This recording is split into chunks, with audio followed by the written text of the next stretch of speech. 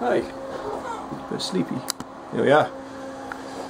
Let's give us a crack, see what's in it.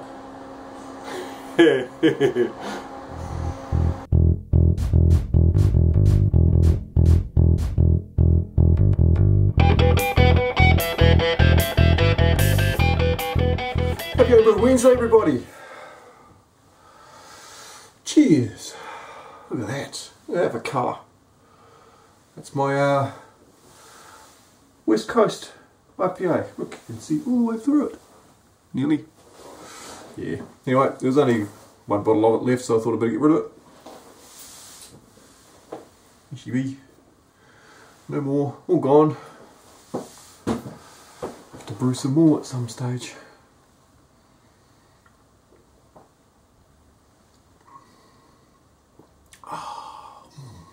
Hoppy. Yum. Actually too yum to put down.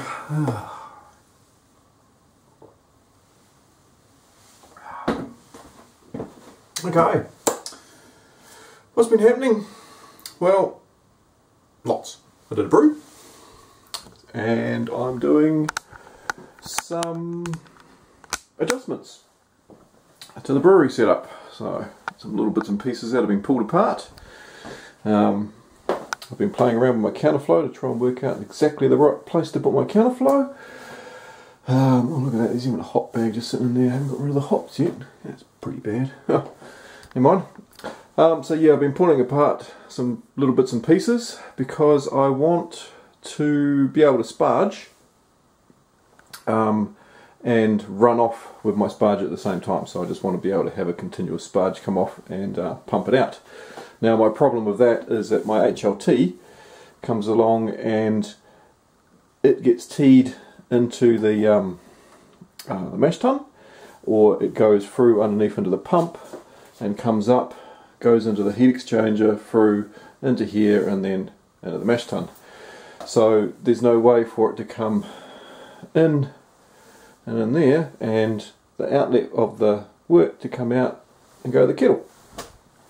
So I'm going to be changing some of my pipework around. Now this is something that I've been meaning to do for a while. I've just been sort of postponing it because there's been so many things and bits and pieces to do.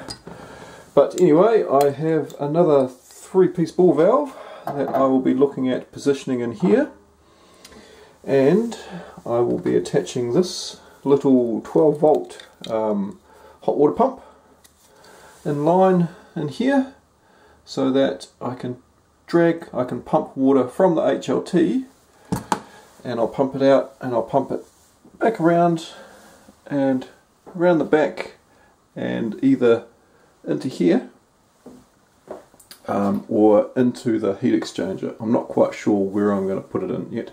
I did a brew on the weekend. I did a smash, and it's going to be called a Smashing Sauvin because it is 100% pale ale malt, 7 kg of it. It was only a 25 litre batch, just to sort of have a play around with it. And 90 grams of Nelson Sauvin, and 10 grams is going to go in for dry hopping once it's in primary.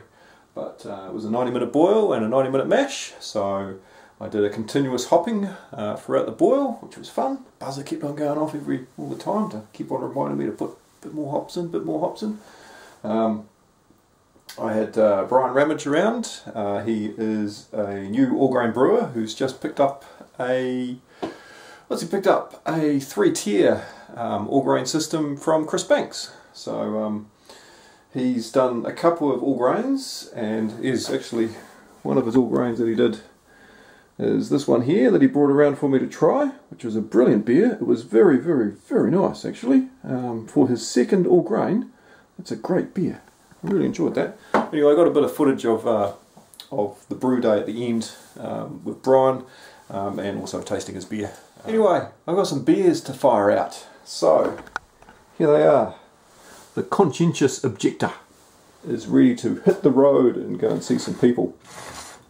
So I have 2 bottles going to Adrian Woodhouse in Dunedin, and he's going to pass one off to Dean McDonald down in Dunedin, so that'll be great. And they're both YouTubers, and get them to do a little bit of a review of it and see what they think of it. Then I also have 1, 2 going to Chubby up in Auckland.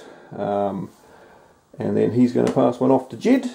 And Jed is the guy that flew our beers for the SJ Pour experiment between Wellington and Auckland, which is great. So I want to fire it up to him, and hopefully he'll come around and see Chubby, and we'll get some video of the both of them enjoying these brews. And I got one going to Matt down in Nelson. So I haven't sent a beer down to Matt before, so I wanted to make sure that I could get one down to him. And I have a spare one. So if we have another New Zealand YouTuber that's sitting out there that wants a beer, PM me your address. You got to be doing Homebrew Wednesday videos, and I'll fire you a beer, and you can have it on one of your Homebrew Wednesday videos. Now remember, this is my failed black IPA, so it just fell, the alcohol percentage fell down to 4.5, so it didn't put it into the battle of the black IPA. But it doesn't taste too bad. It does actually taste pretty good, but hey, it just was out of style. So anyway, I will be getting those organised to ship by the end of the week, and I'll let everybody know who's got them coming, that they are coming, and that there's a track and trace so that you can monitor their journey. That's enough from me, and I'll leave you with some footage of my brew day. It's sort of fragmented footage, but hey, still footage, and have another one. We'll see you next week. Cheers.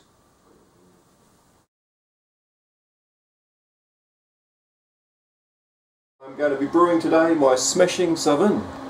So here she is.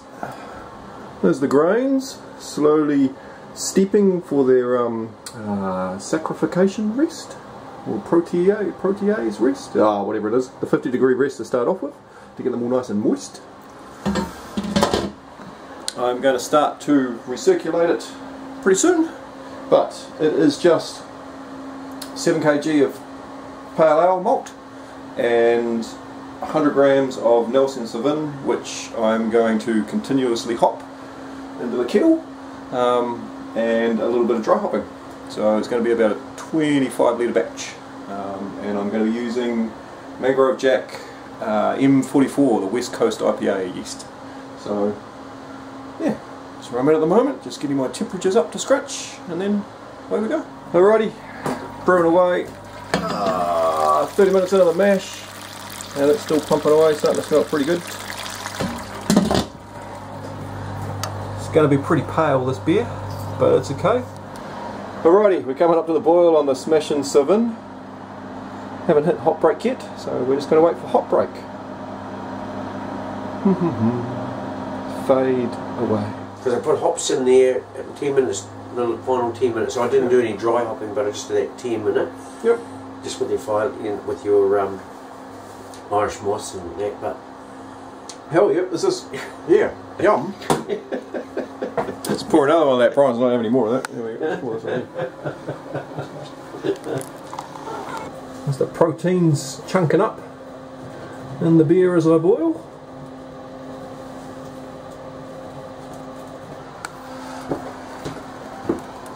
Still going for it frantically. I finished my boil. There's all my proteins sticking together. And we're going to come out of here. We're going to come out of here and we're going to come down. We're going to come into this one, and then we're going to go around the counterflow, and the counterflow is going to come out. There's a ball valve here to control the flow, so I can slow down the flow. It's going to come up and it's going to go into the pump, and then the pump's going to shoot it out of the pump along this clear pipe so that we can see some action happening. I've got a temperature probe at the end so I can make sure it's coming out at the right temperature, and it's going to fall into the fermenter. Right. Let's see if this works. Now that's going to go through here. Oh yeah, that's going to work. Just take this out. Just going to pump off so I don't waste any. Got rid of the water that's in there. Turn this down a little bit and go. And now I just want to look at my temperature coming out. is that 23 already? The temperature will adjust. How come this drop so quickly? Because of the caliper. 28, so 87. Go. So here's our fresh wort coming out, and the battery's starting to run out on the camera. Surprise, surprise. It's not a bad clarity. Yeah, it's not too bad.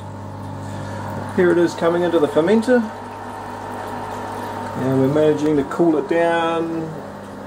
26, 24. Okay, so it's slowly starting to cool down to the right temperature. I might have to let it sit for a little bit in